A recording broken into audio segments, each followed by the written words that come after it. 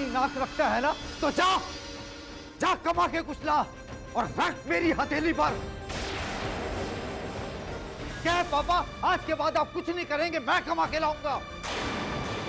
हमारा 4 प्राणियों का परिवार है, क्या हम सब हंसी खुशी मिलजुल कर नहीं रह सकते?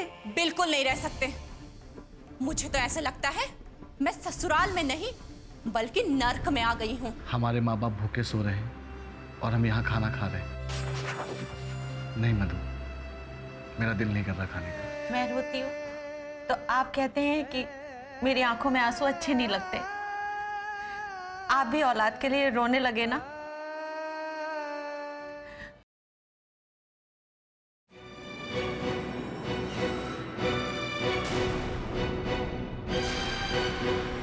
तुम लोगों ने खाना खा लिया था या भूखे सो गए थे?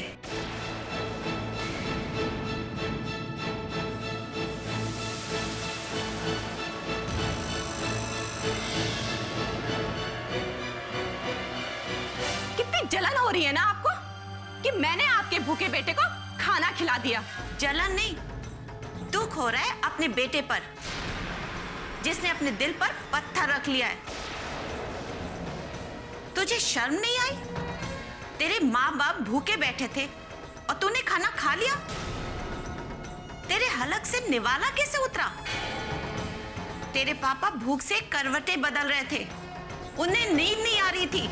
कम से कम खाने से पहले अपने पापा से तो पूछ लेता कि आपने खाना खाया या नहीं। कैसी माँ है? अरे बाप अपने बेटे को खाने का ताना देता है और जब पत्नी अपने पति को खाना खिलाती है तो माँ आकर कहती है कि तुम्हारे गले से खाना कैसे उतर गया। आप अपने बेटे को भूखा मार सकती हैं, लेकिन मैं अपने पति को भूखा नहीं मार सकती।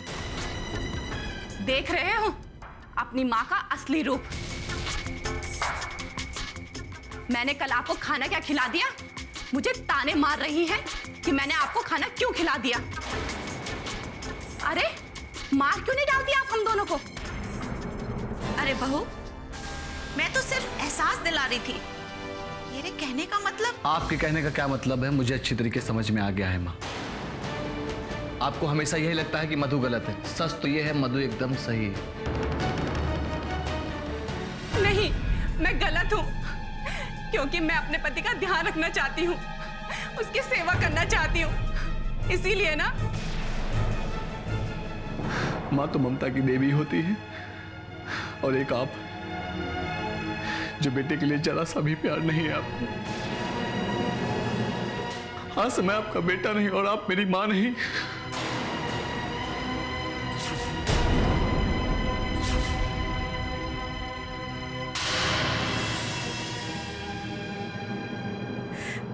बेटा, ये तो क्या कह रहा है? मैं सही कह रहा हूं। आपको सिर्फ अपने पति का ख्याल है, अपने बेटे का कोई ख्याल नहीं है आपको। आपको अपने बेटे के दुख और तकलीफों से कोई मतलब नहीं है माँ। आज वाकई मुझे लग रहा है कि मैं अपने माँ बाप के लिए बोझ हूं। पहले तो मैं अपने पापा की आंखों में खटकता था और आज मैं अपनी माँ की भी आंखों में खटकने लगा हूं।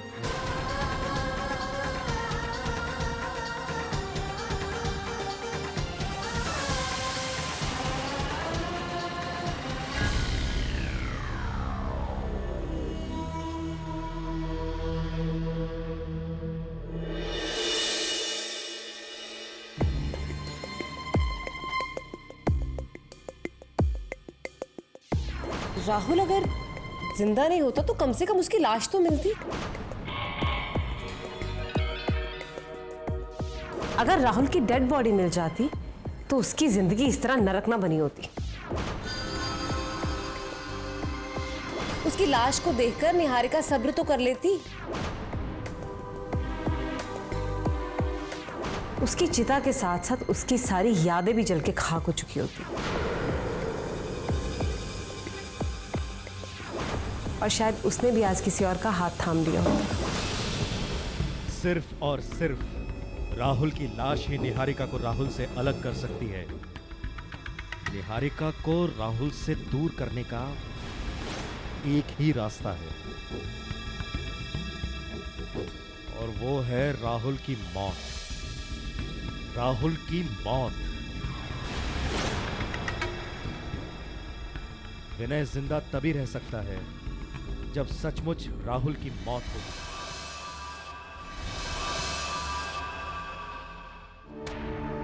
समझ में नहीं आ रहा है मैं करूं तो क्या करूं।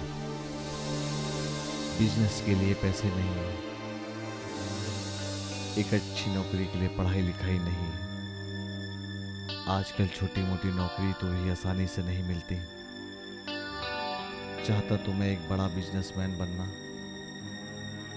लेकिन बिजनेसमैन बनने का सपना बस सपना ही रह गया।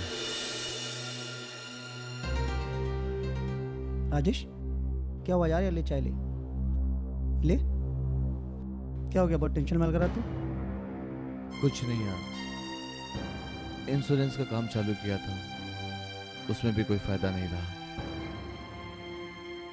स्टेट एजेंट का काम किया, उसमें भी मेरे काफी पैसे डूब गए। शेयर मार्केट का भी काम चालू किया था। Share market? अरे लेकिन उसमें तो बहुत बड़ी रकम की जरूरत पड़ती है यार।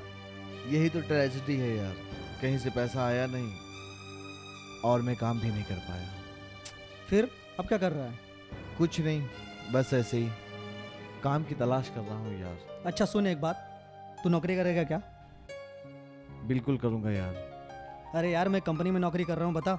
जिंदगी सेट हो गई मेरी, बीवी खुश, मैं खुश, पूरे घर में ऐश है यार। मुझे भी नौकरी बताओ, मैं भी करूँगा।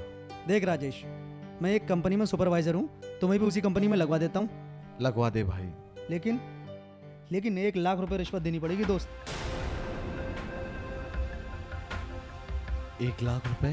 हाँ लेकिन यार नौकरी गारंटी है, सोच ले तू।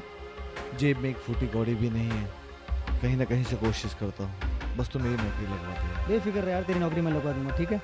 चल मैं आता हूँ अभी। हाँ हाँ बस।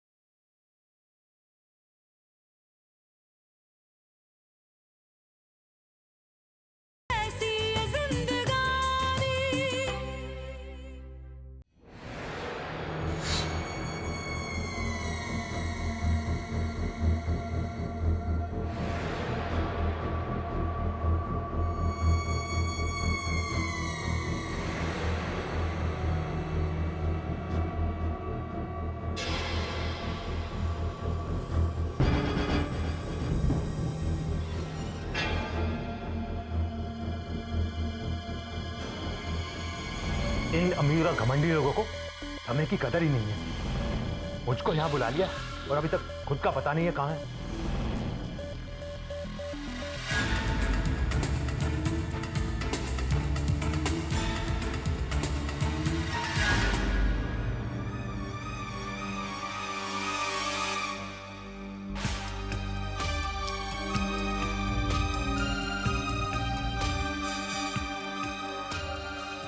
गनी भाई सॉरी, देर हो गई, सॉरी। काम बोल। अब गनी भाई, इस बार जो मैं काम आपको सौंपने जा रहा हूँ, उसकी भनक किसी को भी दूर दूर तक नहीं लगनी चाहिए, प्लीज। लफड़ा क्या है? देखिए, आपको मेरे एक ड्रामे में मेरा साथ देना होगा। ड्रामा? कैसा ड्रामा? मौत का ड्रामा। अब गनी भाई, आप ध्यान से सुनिए कि हमें करना क्या है।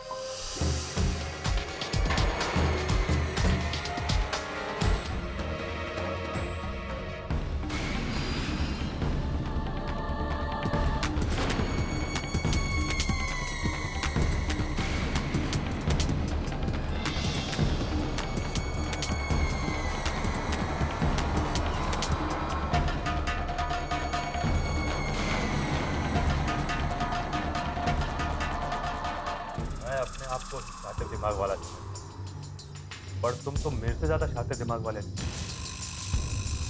तुम्हारा काम हो जाएगा, पर रोकड़ा कितना देगा?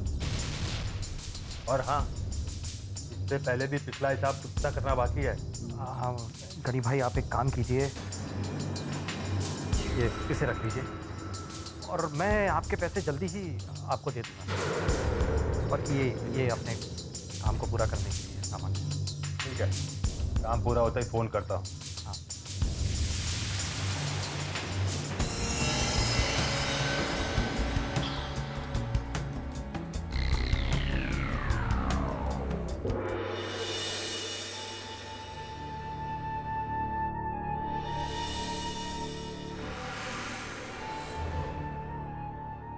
रोटी के अलावा कुछ निजी जरूरतें भी होती हैं।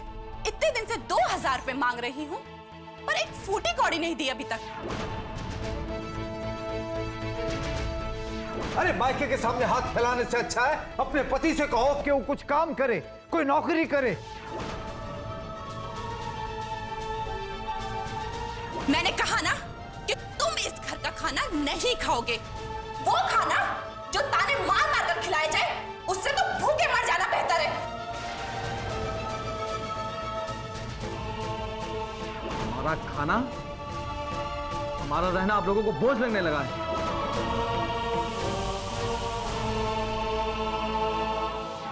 आपको अपने बेटे के दुख और तकलीफों से कोई मतलब नहीं है मां।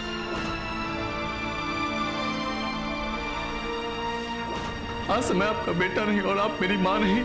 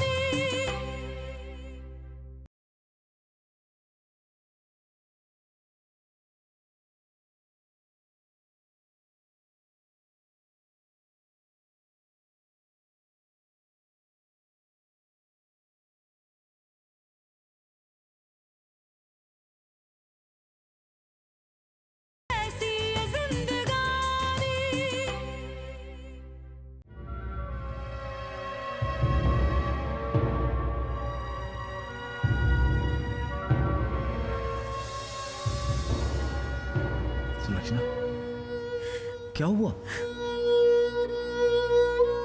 अरे रो क्यों रही हो? तुम्हें किसी ने कुछ कहा क्या? नहीं, किसी ने कुछ नहीं कहा। बस अपने घर के हालात पे रोना आ रहा है। राजेश और मधु ने तुम्हें कुछ कहा? वो तो हमारे बहू बेटे हैं। अगर कुछ कहेंगे भी तो उनका क्या बुरा मानना। भगवान उनको सुखी रखे। सुलक्षणा, मैंने सारी जिंदगी कोशिश की कि तुम्हारी आंखों में आंसू ना आए, लेकिन बुढ़ापे में यह दिन देखना पड़ रहा है कि तुम रो रही हो। जिस औलाद के लिए हमने क्या क्या जतन किए, वही औलाद माँ बाप को दुख देती है। ऐसा क्यों होता है? सुलक्षणा, लगता है कहीं हमारी शिक्षा में ही कमी रह गई। राजेश को पाने के लिए हमने क्या क्या मन्नतें नहीं मांगी। मंदिर, मस्जिद, चर्च, सब जगह माथा टेका। खुद भूखे रहे लेकिन इसको खाना खिलाया। अपना पेट काट कर इसकी सारी ख्वाहिशें पूरी की। लेकिन आज वही बेटा हमसे कह रहा है कि हमने उसके लिए क्या किया। शायद हमारे घर की सुख शांति पर किसी की नजर लग गई। क्या पता किसकी नजर लग गई। हमें अपनी घर की सुख शांति के लिए गृह पूजन कराना चाहिए। हो सकता है राजेश का बिजनेस अच्छा चल जाए या फिर उसको कोई अच्छी नौकरी मिल जाए। सुलक्षणा, मैं तो रात दिन भगवान से यही प्रार्थना करता हूं कि राजेश में कुछ बदलाव आए। अगर उसमें बदलाव आएगा तभी कुछ अच्छा हो पाएगा।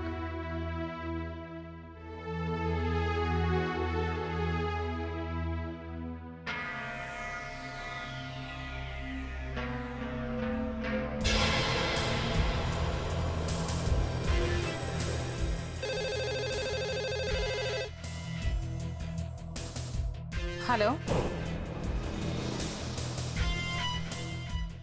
हेलो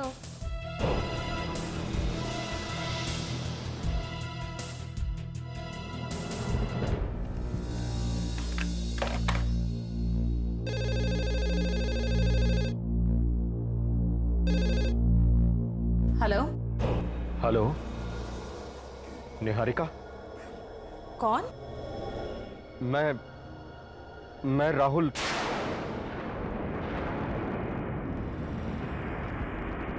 राहुल? मैं तुम्हारा राहुल बोल रहा हूँ निहारिका। आप जिंदा हैं? हाँ निहारिका, मैं जिंदा हूँ। मैं जिंदा हूँ। तुम्हारा राहुल जिंदा है निहारिका। आप इतने साल तो फिर आप कहाँ थे? कैसे थे? बोलो राहुल, आप हमें छोड़कर कहाँ चले गए थे? कहाँ था, कैसा था, इतने सालों तक कहाँ रहा, ये सब मैं तुम्हें मिलकर बताऊंगा निहारिका। मैं तुम्हारे पास आ रहा हूँ। तो फिर जल्दी आइए राहुल, जल्दी आइए। मेरी आंखें आपको देखने के लिए और मेरे कान आपकी आहट सुनने के लिए बेकरार है। आइए राहुल। तड़प तो मैं भी रहा हूं तुमसे मिलने के लिए। इतने साल बहुत इंतजार करवाया ना मैंने, लेकिन बस अब और नहीं। मैं कल सुबह घर पर तुम्हारे पास पहुंच रहा हूं। मैं इंतजार करूंगी। ओके।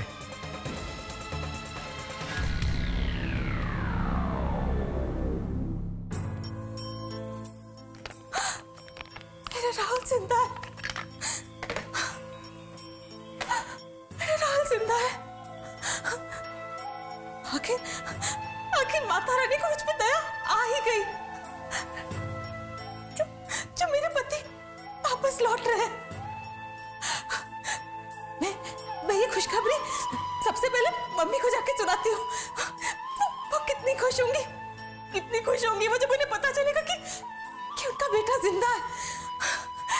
मम्मा, ऐसी है जिंदगानी।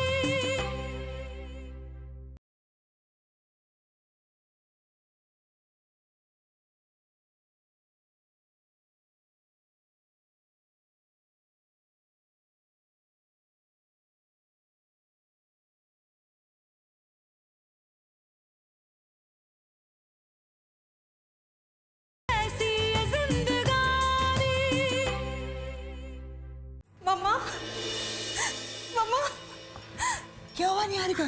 तेरी आंखों में आंसू? मम्मा, ये तो खुशी के आंसू हैं। आपको पता है मम्मा,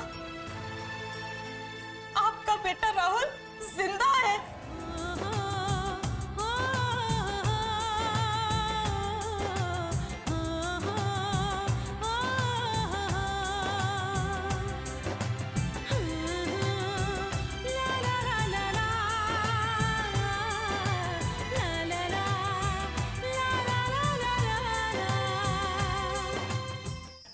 मेरा राहुल जिंदा है? नहीं, तू मेरा मजाक उड़ा रही है। नहीं मम्मा, ये मजाक नहीं है। राहुल का फोन आया था।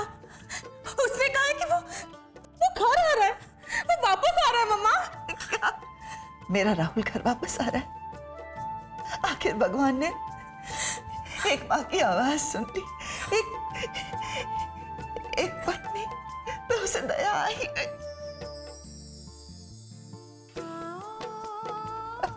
हाँ माँ, माता रानी को मुझ पे दया आ गई, इसीलिए उन्होंने आपका बेटा और मेरा पति लौटा दिया।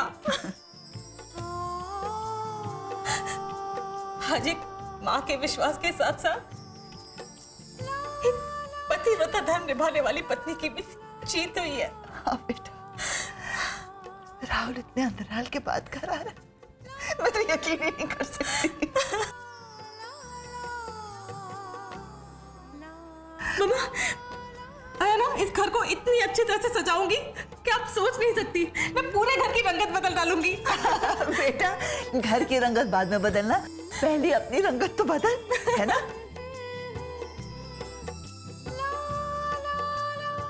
जा, अभी तो सज धज सुंदर बन जा, मुझे मेरी पुरानी निहारिका दिखा दे।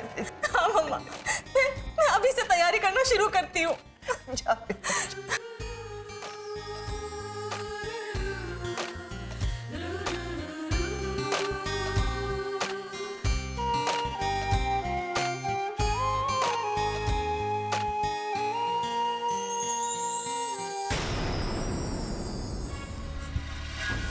तुम्हारे बाप का मान है? आंख उठाकर भी मत देखना मेरे गहनों की तरफ। जो हाल तुम्हारा था वही हाल मेरा भी था निहारिका, लेकिन अब मैं आ गया हूं। हमारे दुख के दिन अब बीत चुके हैं। सिंदूर तो औरत के सर का ताज होता है, और ताज कांपते हाथ से नहीं पहनते, मांग भर ले।